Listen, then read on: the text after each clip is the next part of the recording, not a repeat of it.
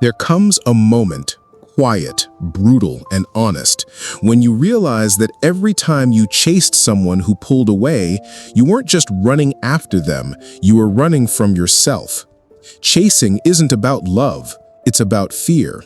Fear of being abandoned, fear of not being enough, fear of sitting with the silence of your own worth unvalidated. But the truth is simple and sharp. Every time you pursue someone who isn't pursuing you, you trade your power for hope.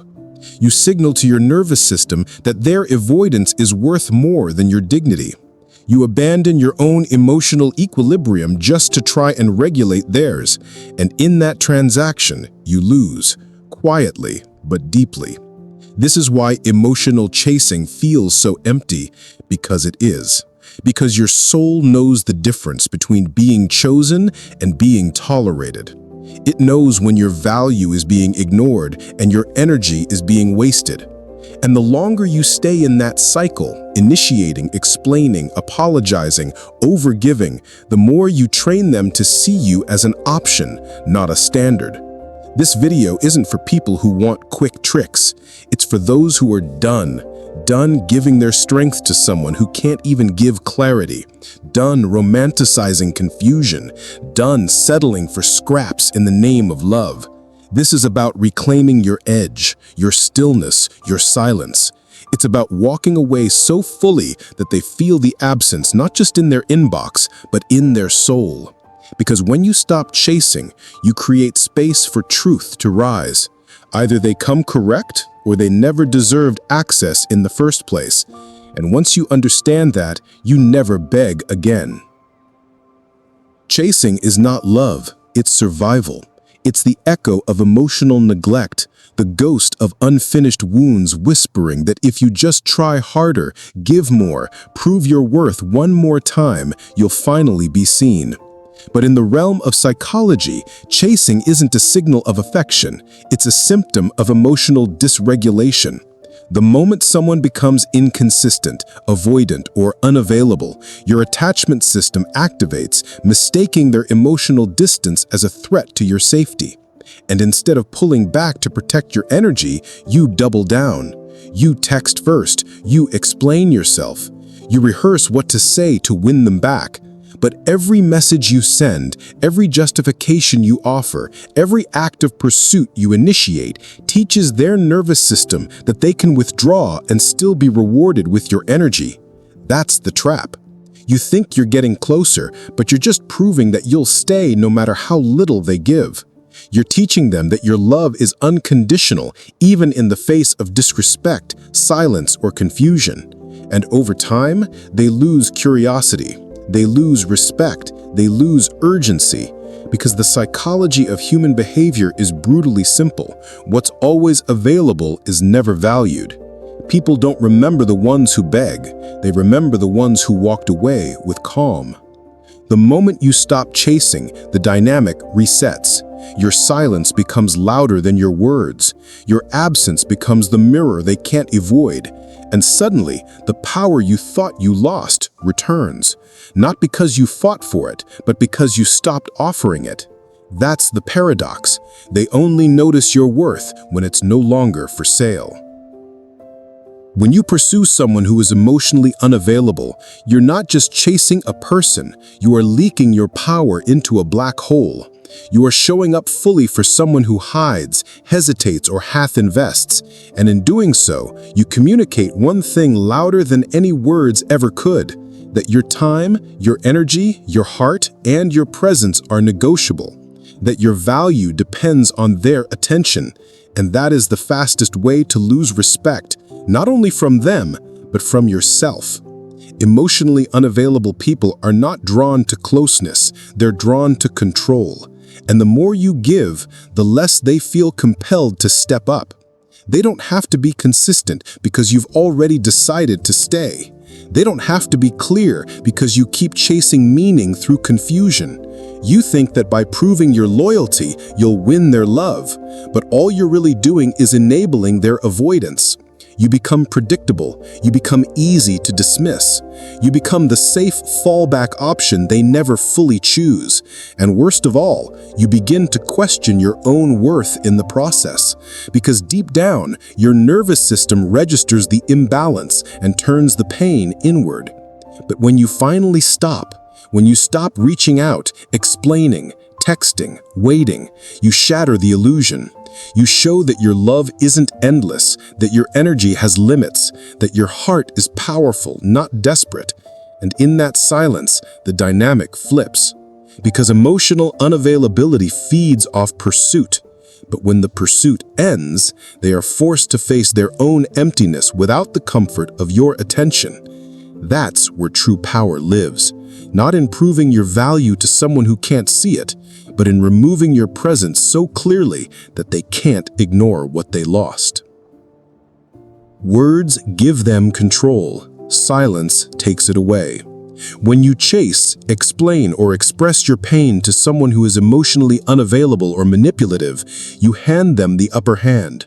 You give them emotional data to analyze, react to, or manipulate. But when you go silent, truly silent, not performative or passive-aggressive, you trigger a deeper part of their psyche, uncertainty. And uncertainty is the one thing they can't control.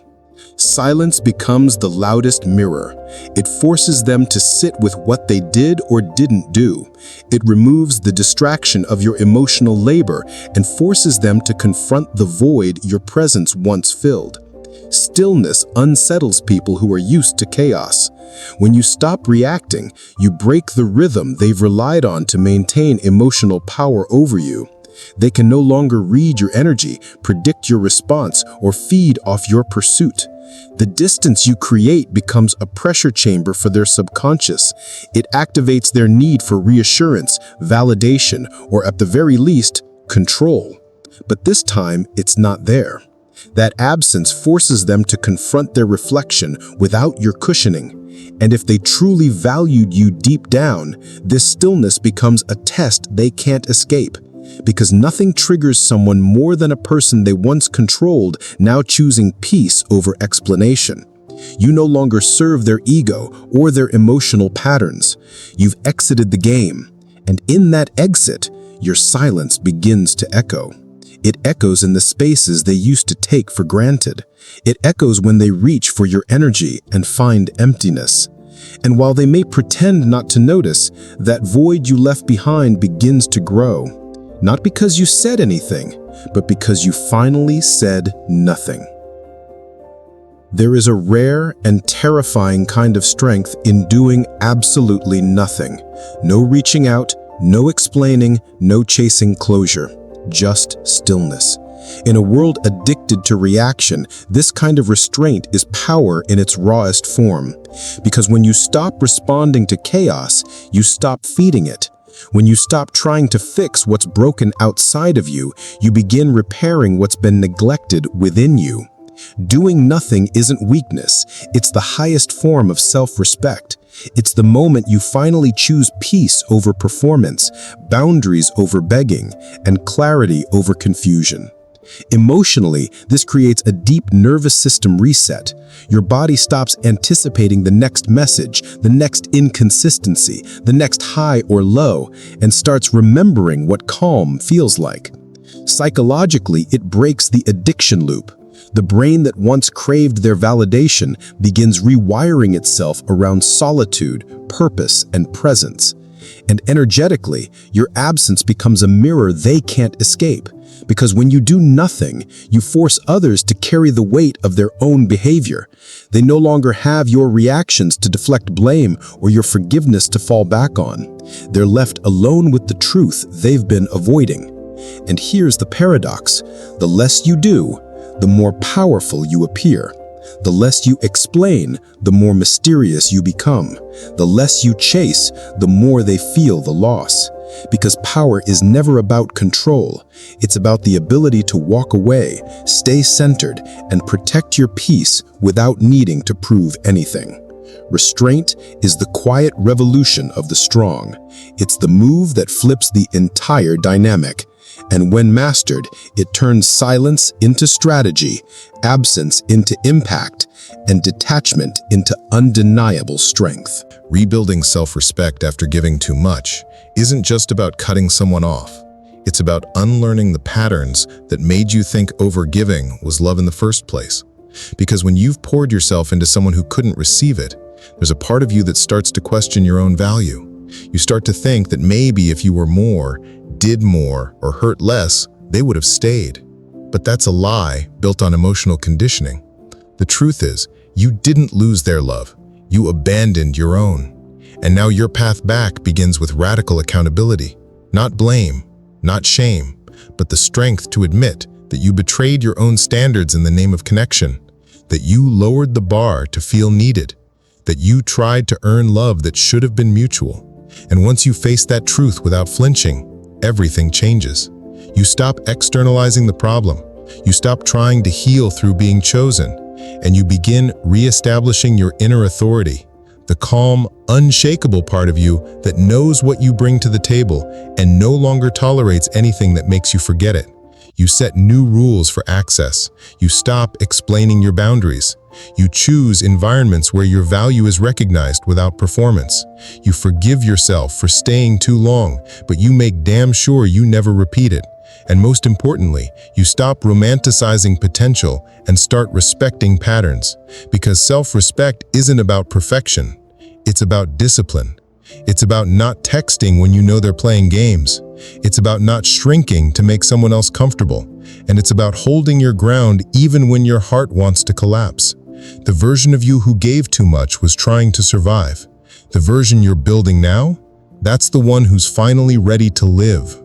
There is a profound transformation that happens the moment you stop needing their attention, their approval, or their love to feel whole. Because in that moment, your energy shifts from seeking to anchoring, from chasing to choosing, from desperate to detached. You stop orbiting around someone else's inconsistency, and you begin operating from your own center. This shift isn't loud, and it doesn't require revenge or coldness. It's quiet, internal, and permanent. It's the realization that what you were trying to get from them was something you had the power to give yourself all along. That their validation was never the medicine, only the mirror reflecting your unhealed hunger to feel wanted. And once that hunger is met within, they lose their grip on you. Not because you hate them, but because you no longer need them. You no longer scan your phone hoping they'll come back. You no longer reread old messages trying to decode meaning. You no longer abandon your own peace to chase emotional highs. You start to recognize the cost of being dependent on someone who was never consistent, and you stop paying it. Your nervous system starts to stabilize. You sleep better. You think clearly. You respond slower, if at all. Their silence doesn't sting the way it used to. Their games lose their magic, because once you've returned to yourself, the spell breaks. You see everything clearly. The patterns, the imbalance, the way your spirit was bending to fit into places it had outgrown. And you finally stop shrinking. The energy that was once used to prove your worth now gets redirected toward building your future, toward purpose, toward power, toward peace. This is the death of emotional addiction and the birth of personal sovereignty. When you need nothing, you become magnetic. Not because you're trying to impress anyone, but because your energy is no longer leaking, it's leading. To become the one that's chosen, you must first stop living like someone who's waiting to be picked. Because as long as you're chasing, explaining, or proving, you're operating from the belief that someone else's recognition is more powerful than your own. And that belief is what keeps you beneath the very people you're hoping will see your worth. The truth is, those who are chosen are rarely the loudest, the most available, or the most eager. They are the most self-possessed. They are grounded in their presence, unbothered by games, and clear in their energy. They don't chase because they've already chosen themselves. And that self-respect radiates in every interaction. It's felt in the way they say no without guilt, in the way they don't flinch when someone pulls away, in the way they walk away from confusion instead of clinging to it. Becoming the one that's chosen isn't about playing hard to get. It's about actually being hard to access, because you're no longer giving energy to people who aren't meeting you halfway. You're no longer over-explaining your boundaries to those who clearly disregard them. You're no longer molding yourself to be more likable, less intimidating, or easier to digest.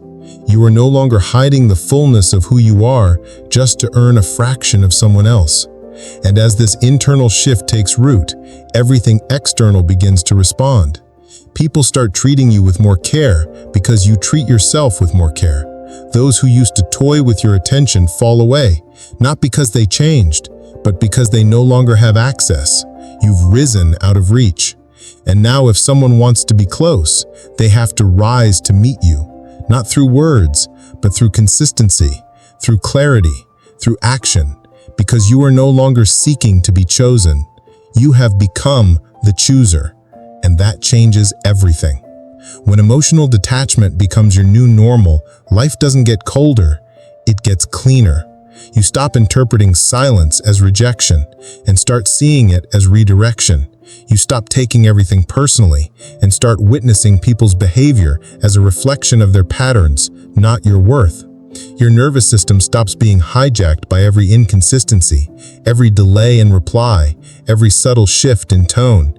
Instead of spiraling, you observe. Instead of chasing, you pause. Instead of explaining yourself to be understood, you let your boundaries speak louder than your words.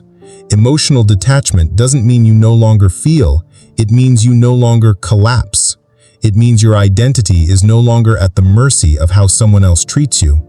It's the power to sit in uncertainty without reaching for reassurance. It's the discipline to protect your peace even when your ego is hungry for validation.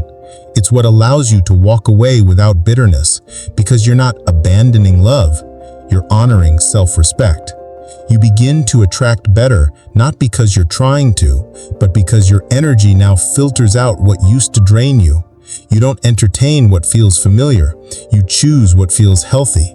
You no longer fall for intensity that lacks consistency, attention that comes with confusion, or attraction that masks emotional chaos. What once broke you now bores you. What once triggered you now teaches you. What once felt like love now looks like a lesson. And in this new reality, peace is the standard. Clarity is the baseline. Respect is non-negotiable. You don't run from connection, you just no longer bond through pain. And that detachment, it's not numbness, it's evolution. You've just stepped into a mindset that many fear, but few master, the art of true emotional detachment. This isn't about shutting down or giving up, it's about reclaiming your power, restoring your peace, and rising beyond the chaos that once held you hostage. The path isn't easy. Detachment demands discipline, patience, and ruthless honesty with yourself. But it also gives you clarity, strength, and freedom that no one can ever take away. If you found value in this journey, if these truths resonate with the warrior inside you, don't keep it to yourself. Drop your thoughts and experiences in the comments below. Let's build a community of those who choose themselves first. And if you want more content like this, deep, strategic, and raw, hit subscribe and ring the bell. Your transformation is just beginning, and I'll be here to guide every step of the way. Stay strong, stay sovereign.